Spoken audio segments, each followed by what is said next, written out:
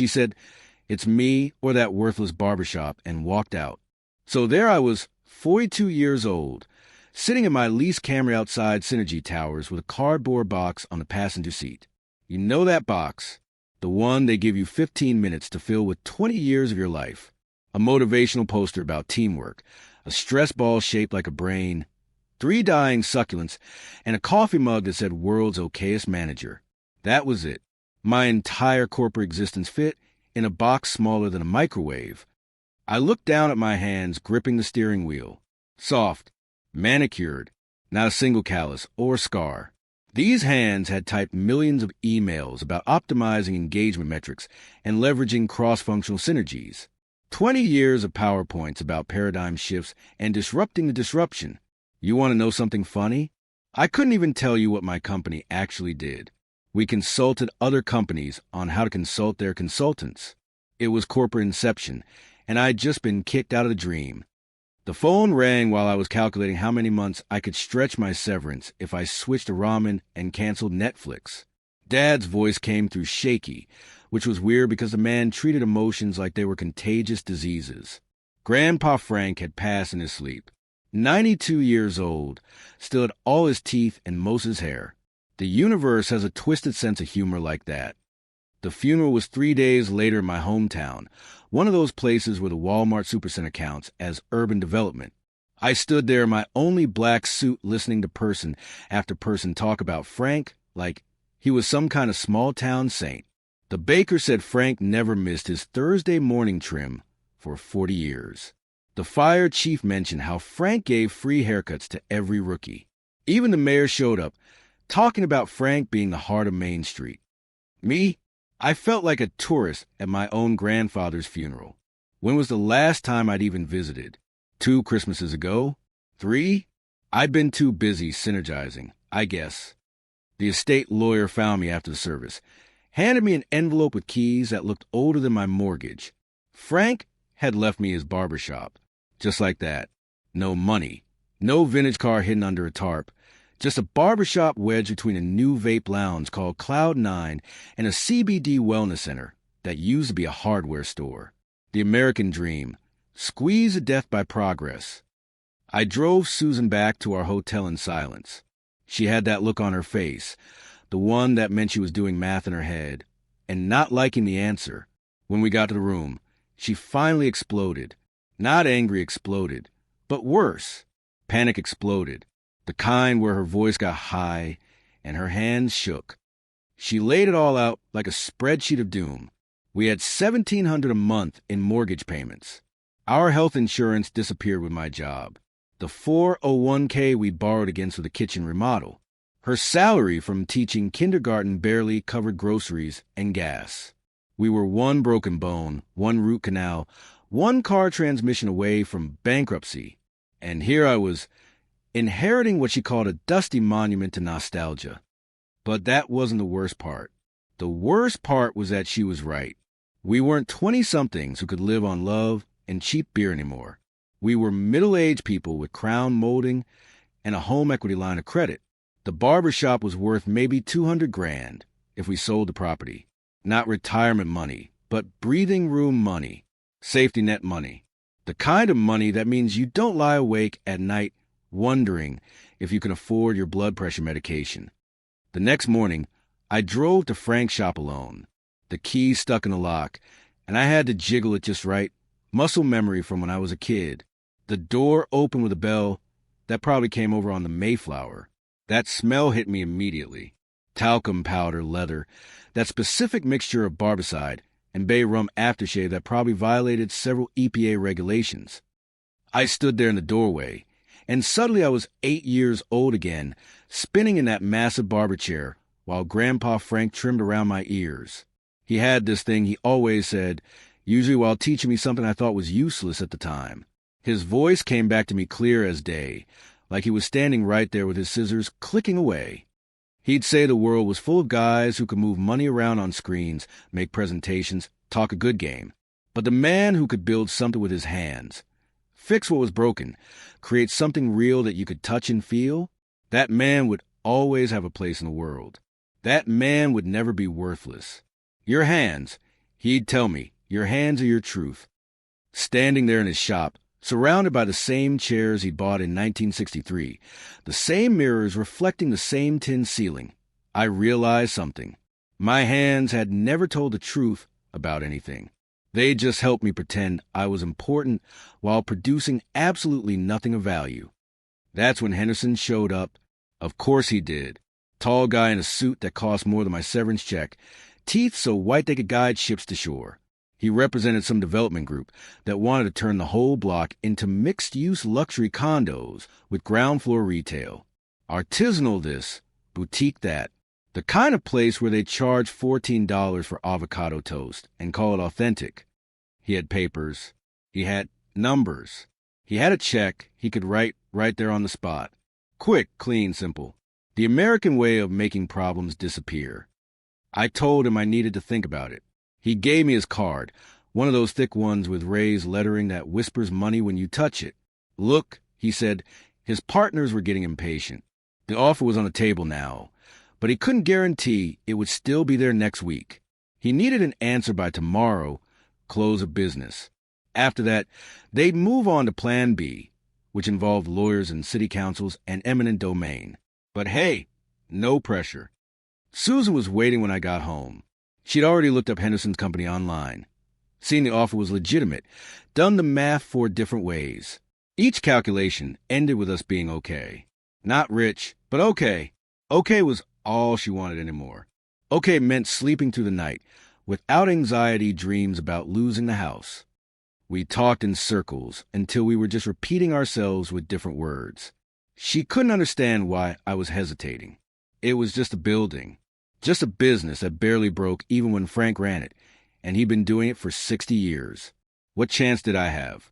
A guy who couldn't even hold on to a fake job, suddenly thinking he could run a real business? That night, she gave me the ultimatum. Not mean, not cruel, just matter of fact. Like she was reading terms and conditions. Sign Henderson's papers tomorrow, or she was done. She wasn't going to watch me throw away our last chance at stability for some misguided nostalgia trip. She chose security. Now I had to choose too. I barely slept. Spent most of the night in the garage, looking at my soft hands under the fluorescent light, wondering when exactly I'd become the kind of man who needed his wife's permission to keep his grandfather's legacy. When did I become so afraid of everything? The next morning, I got up early, made coffee, practiced what I was going to say, how I'd explain that we could make it work, that maybe I could run the shop on weekends, keep looking for corporate work during the week, compromise, another PowerPoint presentation, but this time for an audience of 1. But the house was empty.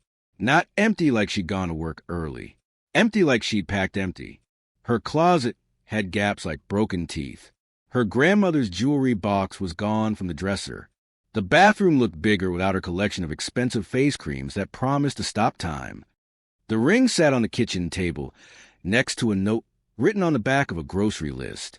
Her handwriting was steady, teacher perfect, no sign of emotion in the curves and lines. She couldn't wait, she wrote.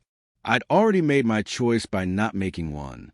Henderson's offer expired at 5 p.m. today. She wouldn't go down with this dusty ship. I stood there in my empty kitchen, holding that note, reading it over and over like the words might change if I gave them enough chances. The refrigerator hummed. The clock on the microwave blinked 12 o'clock, because neither of us had ever learned how to set it properly. Somewhere outside, a dog barked at nothing. I'd lost my job. I'd lost my grandfather. I'd lost my wife. All in the span of a week. Some hurricane, right? The kind that doesn't even get a name, just destroys everything quietly while the rest of the world keeps spinning. I looked at the note one more time. She'd signed it with just her initial, S, like we were strangers. Like 20 years was just another failed merger. The silence in that house was the loudest thing I'd ever heard. The silence in that empty house lasted exactly 3 days. 3 days of delivery pizza boxes stacking up like a cardboard monument to failure. 3 days of Jim Beam from a bottle, because washing a glass seemed pointless. 3 days of watching Netflix documentaries about people who climbed mountains or sailed around the world, People who actually did things while I sat there in yesterday's underwear wondering if Susan took the good can opener or if I just couldn't find it. The mail kept coming, though. Funny how the world doesn't stop kicking you just because you're already down. Electric bill with a late notice. Credit card statement showing exactly how much that kitchen remodel really cost us. A cheerful reminder from my dentist that I was overdue for a cleaning, except now I didn't have dental insurance. And right there on top, Henderson's business card that I'd apparently carried home in my pocket. The fourth morning, I woke up on the couch with my neck, feeling like someone had tried to unscrew my head. The pizza boxes had started to smell. The bourbon was gone.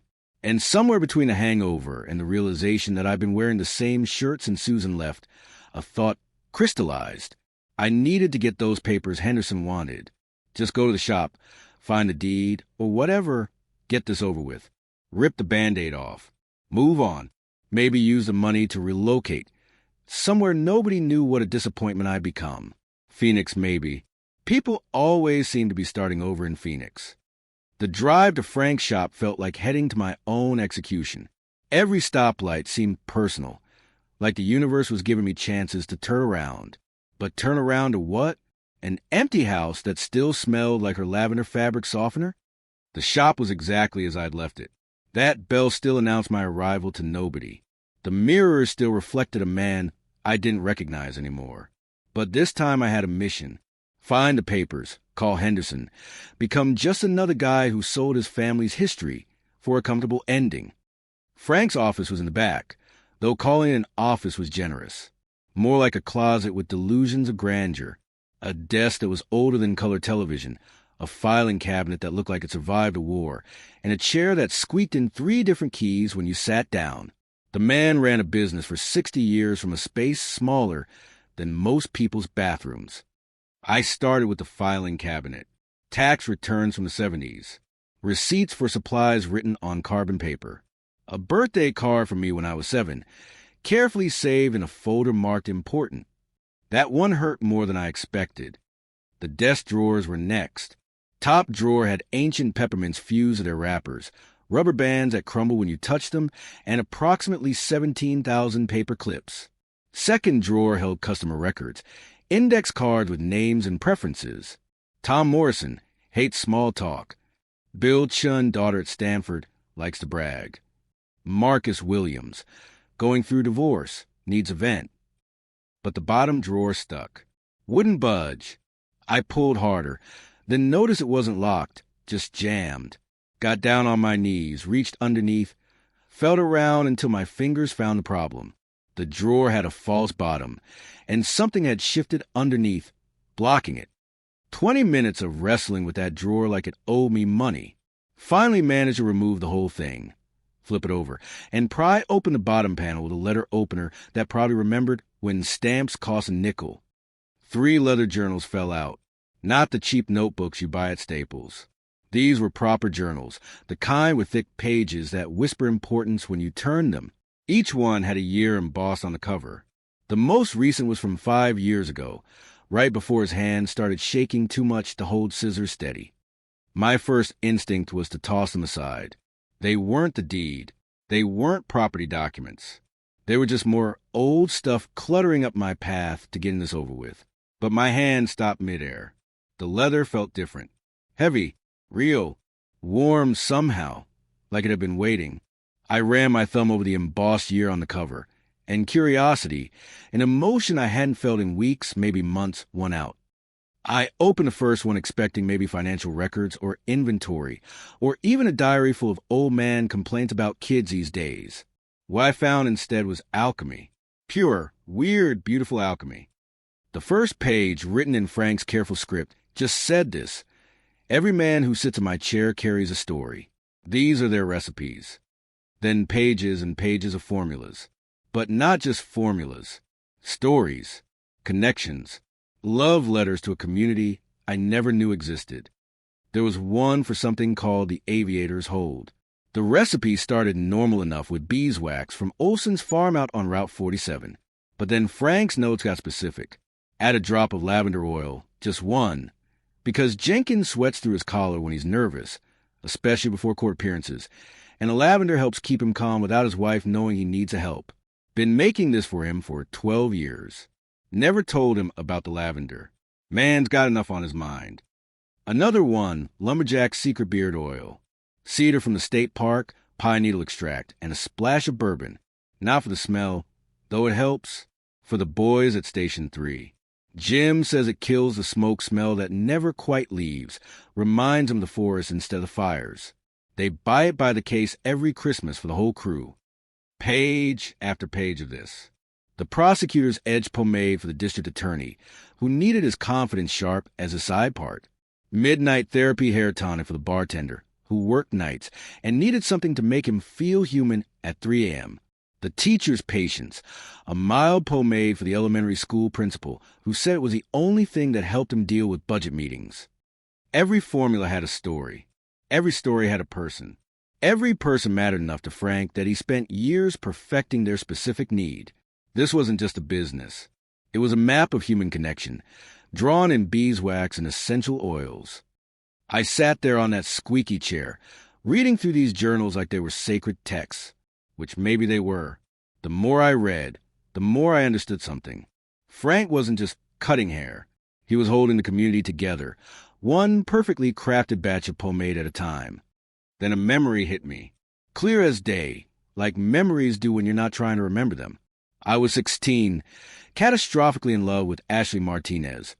Who didn't know I existed beyond being the guy who dropped his lunch tray at one time? I was complaining to Frank while he cut my hair, going on about how she only dated football players, how I didn't have a car, how nothing about me stood out. Frank had stopped cutting. I remember that, put his scissors down, and looked at me in the mirror. Not through me, but at me. And he said something that 16-year-old me thought was just old person nonsense, but 42-year-old me suddenly understood was everything. He said people were tired of plastic. Plastic food that tasted like the container it came in. Plastic smiles that never reached the eyes. Plastic lives that looked good on social media, but fell apart when nobody was watching. Everyone was drowning in fake, he said, which meant the real thing, the authentic thing, the thing made with actual care and intention, that was becoming more valuable than gold. Be the real thing in a world of knockoffs. He told me, and you'll never be worthless.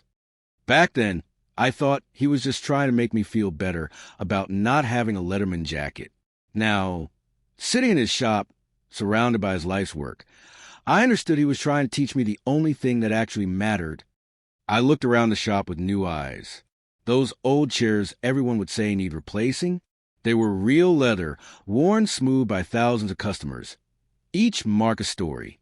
The mirrors with their slight distortion at the edges, original glass, not the cheap stuff that makes everyone look like they're in a fun house.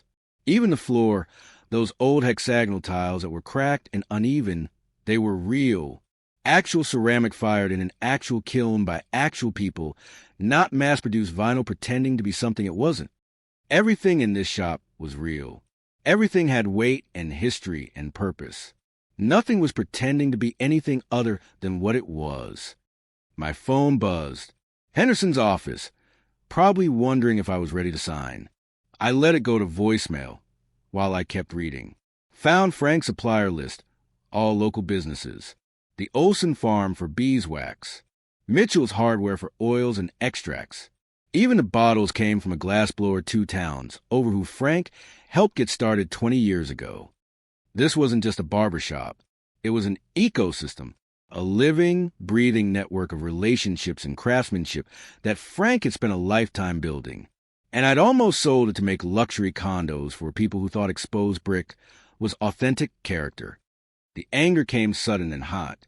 Not at Susan for leaving, not at Henderson for offering, not even at myself for almost giving in. The anger was at the waste of it all.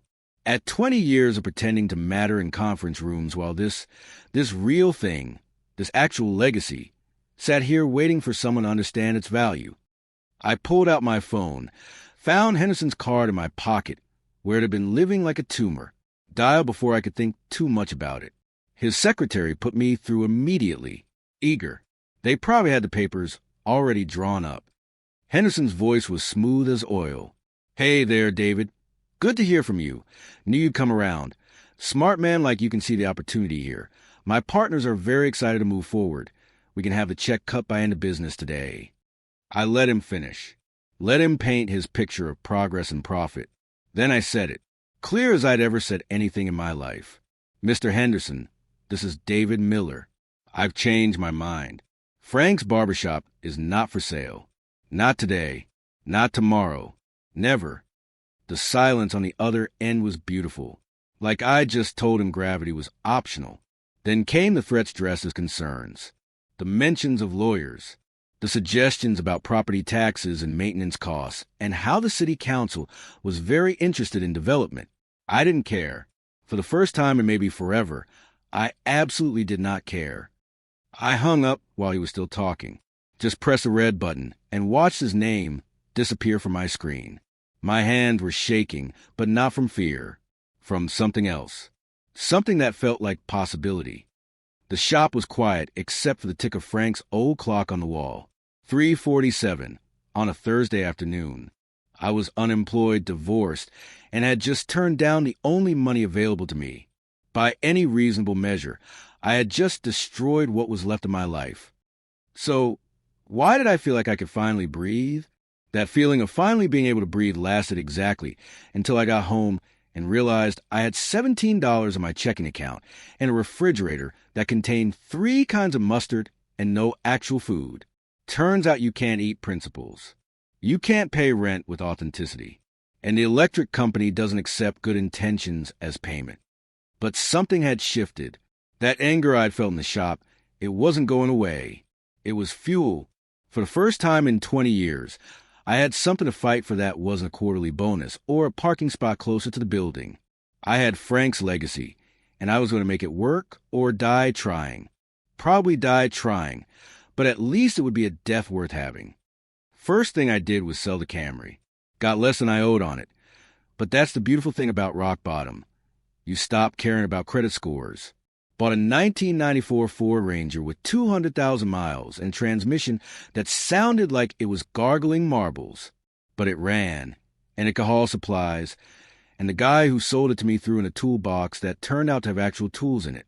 Score 1 for karma. The shop needed work. Not cosmetic Instagram-ready renovation work, but real work. The plumbing leaked when it rained. The electrical system was held together by faith and electrical tape. One of the barber chairs had developed a disturbing tendency to suddenly drop 6 inches without warning, which Frank had apparently been compensating for with a phone book and pure muscle memory. That's when the community started showing up.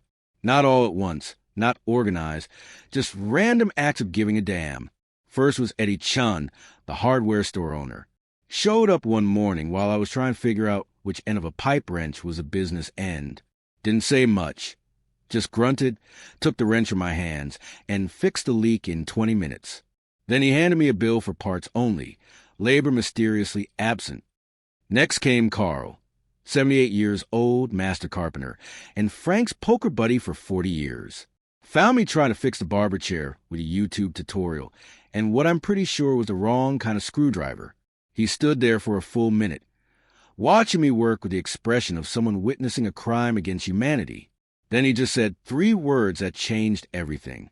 Let me help. Carl didn't just fix the chair. He taught me how to fix the chair. How it talks if you listen. How joints remember their purpose if you remind them right. How to read the grain like a map. My soft corporate hands blistered, bled, then slowly started to harden. First callus felt like a Medal of Honor.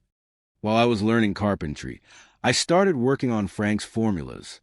Turns out making pomade is a lot like cooking, if cooking required chemistry knowledge and the patience of saint. My kitchen became a disaster zone. Beeswax on the ceiling. Essential oils that made my apartment smell like I was either running a spa or covering up a crime. The first batch of pomade I made could have been used to waterproof a boat. The second batch might have actually been toxic. The third batch was merely terrible. But I kept at it. Every night after working on the shop, I'd come home and experiment. Measured, mixed, failed, tried again. Started understanding why Frank's notes were so specific. Temperature mattered. Timing mattered. The order you added ingredients mattered. Everything mattered in a way that PowerPoints never had. The breakthrough came when Sol showed up. Sol Rodriguez, 71, Vietnam vet, and the only man besides Frank who could give a proper straight razor shave in 3 counties.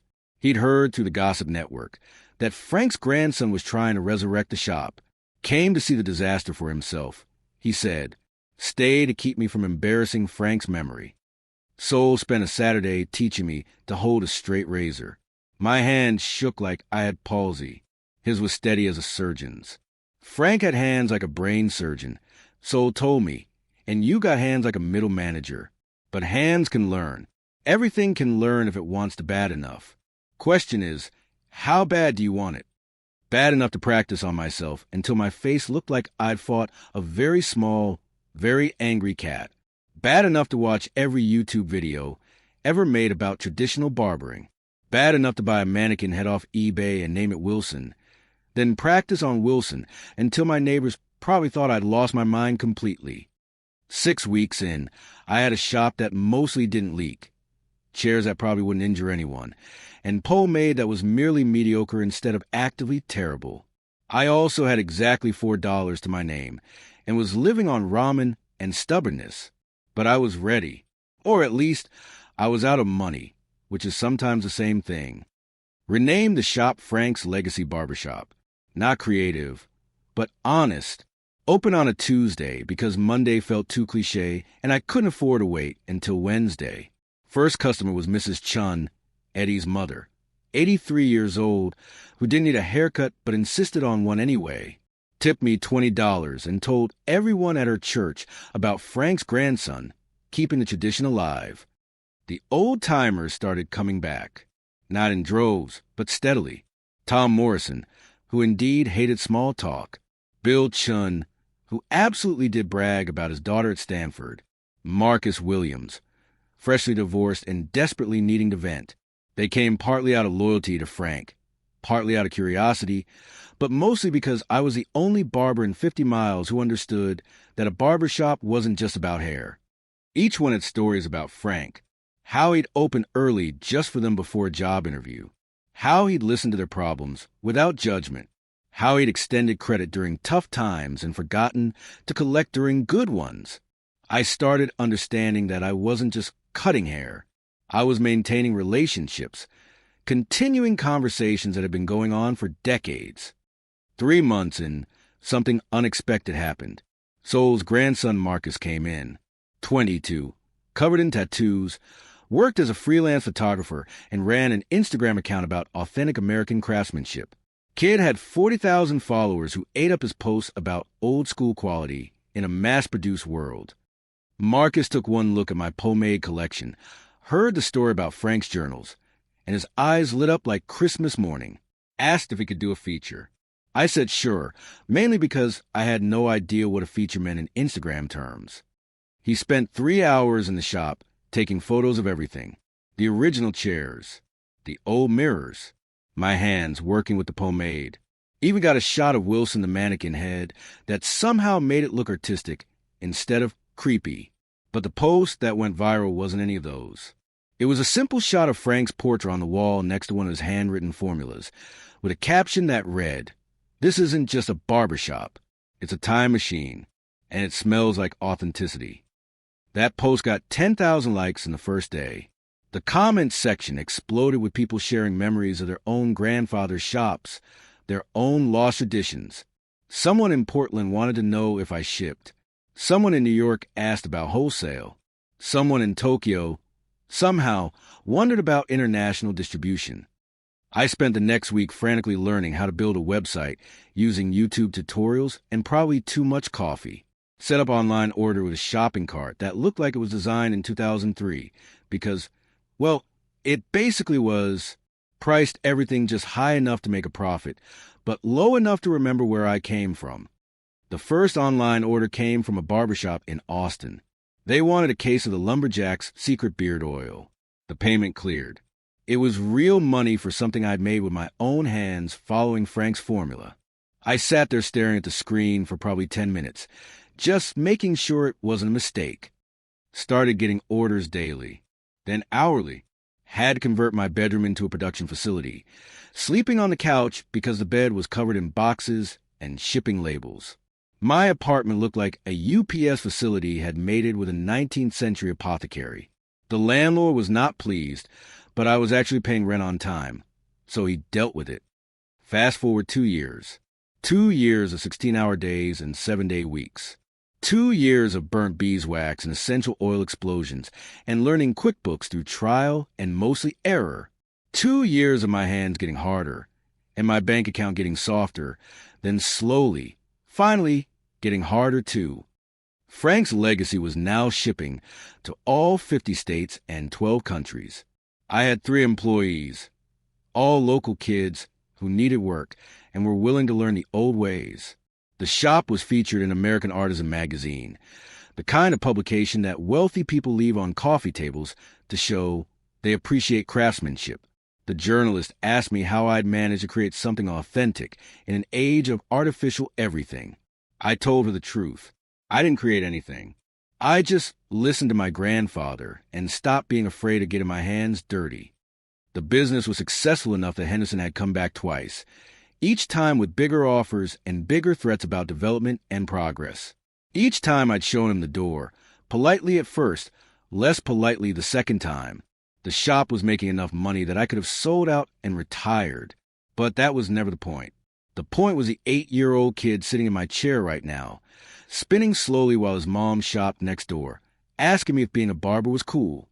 Yeah, I told him it's pretty cool. You get to make people feel good about themselves. You get to be part of their big moments and their regular Tuesdays. You get to work with your hands and create something real. The kid nodded like this made perfect sense, which maybe it does when you're 8 and haven't been taught yet that success is supposed to look like a corner office. That's when she walked in. Susan. 2 years since I'd seen her, but I knew her silhouette in the doorway instantly. She looked expensive but tired, like money had aged her in ways time hadn't. Designer clothes that somehow made her look less like herself. She stood there, taking in the shop, the customers, the wall of product with Frank's name on them, the article from American Artisan framed by the register. She waited until I finished with the kid, until his mom had paid and tipped and told me how much her son loved coming here. Then Susan approached, nervous in a way I'd never seen her before. Started talking about how she'd heard about the success, seen the articles, how she always knew I had potential, how she'd made a terrible mistake. I could have been angry, could have told her about the nights eating ramen, the days my hands bled from learning carpentry, the months of uncertainty and fear. Could have shown her my bank statements now, rubbed the success in her face. But standing there in Frank's shop, surrounded by his legacy and my own calluses, I realized I felt nothing. Not anger, not satisfaction, just a kind of distant recognition, like seeing someone you used to know in another lifetime. I told her she hadn't made a mistake. She'd made a choice based on who she was and what she needed. She wanted security and certainty, and there was nothing wrong with that. I wanted something I could build with my own hands, something real in a world of facades. We'd both gotten what we'd wanted. It just turned out that what I wanted was worth more than what she wanted, not just in money, though that was true too, but in something harder to measure and impossible to fake. She stood there for a moment, probably waiting for more, for forgiveness or anger or something dramatic. But I had a customer waiting, a regular who came in every other Thursday and liked to talk about his grandkids. So I just nodded, polite but final, and turned back to my chair. She left quietly. No scene, no dramatic exit. Just a bell ringing as the door closed, same as it rang for everyone. I didn't watch her go. I was already focused on my customer, making sure the cape was secure, asking about his grandson's baseball game, picking up the scissors that had been Frank's and were now mine. Later, after closing, I stood in the empty shop, looking at Frank's portrait on the wall. The old man stared back, that slight smile he always had, like he knew something you were about to figure out. I looked at my hands holding his scissors. They were rough now, scarred, permanently stained with pomade and honest work. They looked like Frank's hands. They looked like hands that knew their truth. The shop was quiet except for the tick of that old clock, marking time the way it had for 60 years. Tomorrow would be busy. Marcus had posted another feature, this one about the limited edition Father's Day collection I was launching. Orders were already coming in. Sol was bringing his nephew to start learning the trade. The Chun family was having their annual reunion and had booked the shop for the morning. I turned off the lights, but before leaving, I touched Frank's portrait, just briefly. A silent thank you to the man who'd left me not just a building or a business, but a purpose, who'd known somehow that beneath 20 years of corporate nothing, there was someone who would carry on something real. The bell rang as I locked up. Same as always. Tomorrow it would ring again, welcoming people who wanted something authentic in an artificial world. And I'd be there, scissors in hand, carrying on a tradition that turned out to be worth more than all the synergy in all the boardrooms in the world. My hands knew their truth now, and that truth smelled like bay rum and beeswax, and the particular satisfaction of a job done right. Frank was right all along. The man who can do something real with his hands will always have a place, always have worth, always have a story that matters. The scissors went into their leather case, worn smooth by Frank's fingers and now by mine. Tomorrow there would be hair to cut, stories to hear, traditions to maintain. Tonight, there was just a quiet satisfaction of being exactly where I was supposed to be, doing exactly what I was meant to do, with hands that finally knew how to hold something real.